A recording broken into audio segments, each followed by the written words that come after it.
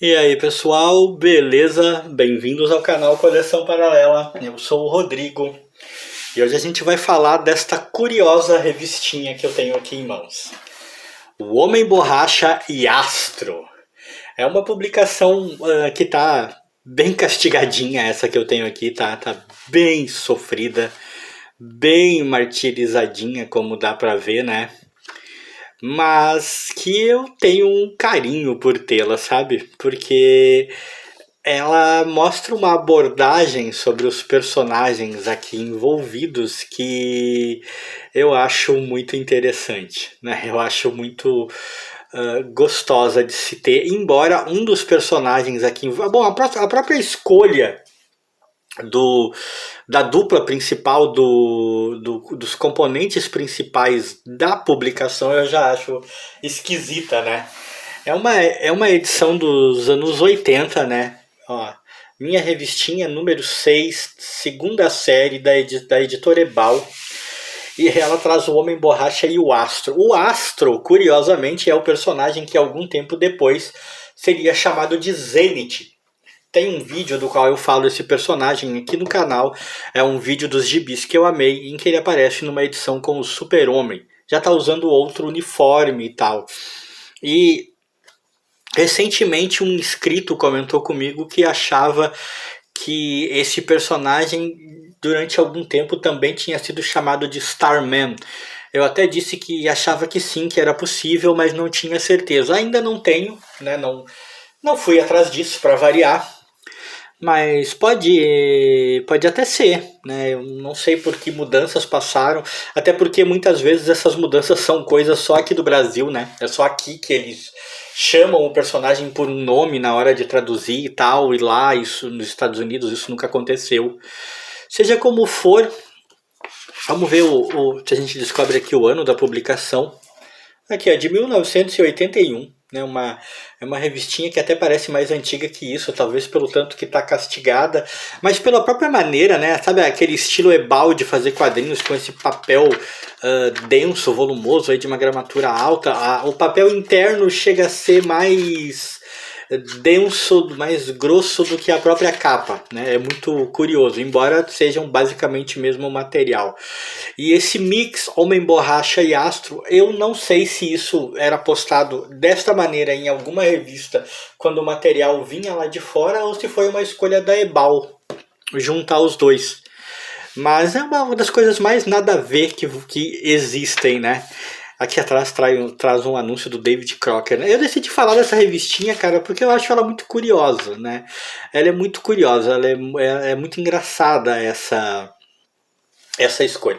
A primeira história, Algemas de Aço, é do Astro, né? É o do que viria a ser o Zenith. É uma história com o roteiro do Paul Levitz, né? Como um roteirista conhecidíssimo.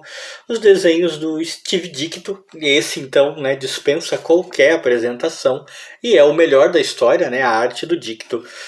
E o Astro aqui ainda está numa fase muito diferente da que eu a vi, né, da que eu encontrei quando eu li ele como Zenith, né, muito tempo depois. Né.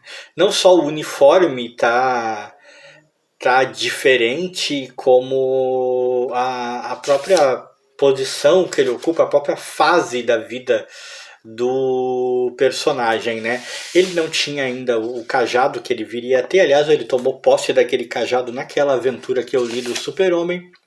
Ele ainda estava muito envolvido com os problemas do Império lá, mas sem que ele tivesse uh, uma uma posição de destaque. Ele não queria nem ser reconhecido, né? Ele não queria ser reconhecido. Ele estava ajudando a irmã dele na época e ele não queria nem que ela soubesse quem ele era.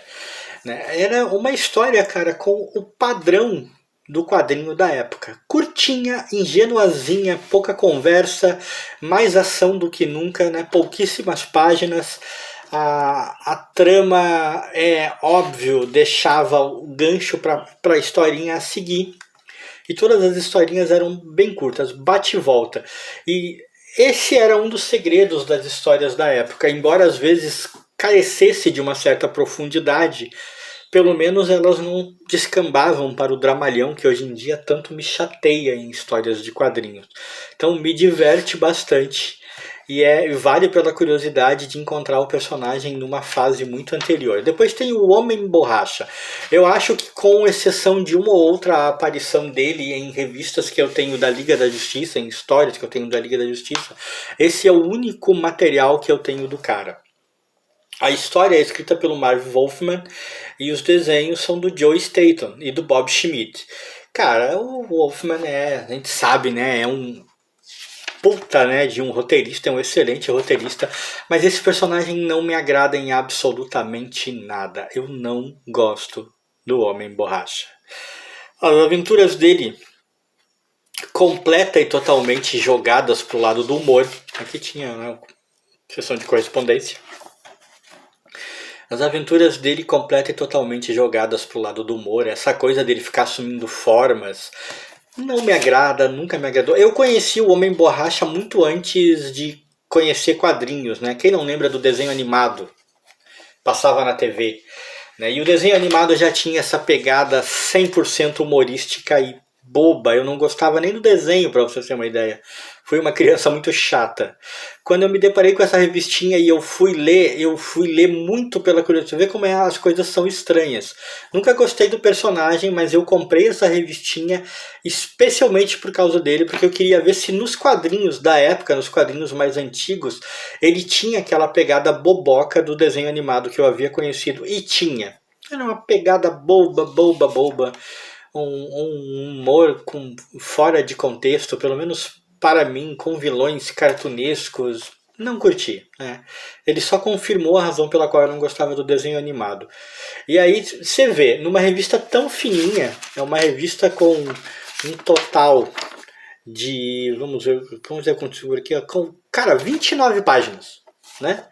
Uma revistinha com um total de 29 páginas, tem 3 histórias. Há uma terceira história que nem é mencionada na capa, tá relegada ao ostracismo, do Lanterna Verde. E essa historinha do Lanterna Verde, embora curtíssima, e também dentro dos moldes da época de historinhas mais ingênuas, mais bobinhas, é uma das melhores histórias da edição, né? Acho que só perde mesmo para a história do Astro, né? Talvez porque eu tenho um certo carinho pelo personagem, eu acho mais interessante a do Astro ainda, né? São desenhos de Kerry Bucket e Joe Staton e cores de Adrienne Roy. Curiosamente aqui diz de quem são os desenhos, né? Mas não tem uma informação sobre quem escreveu, é isso? Que curioso, estranho.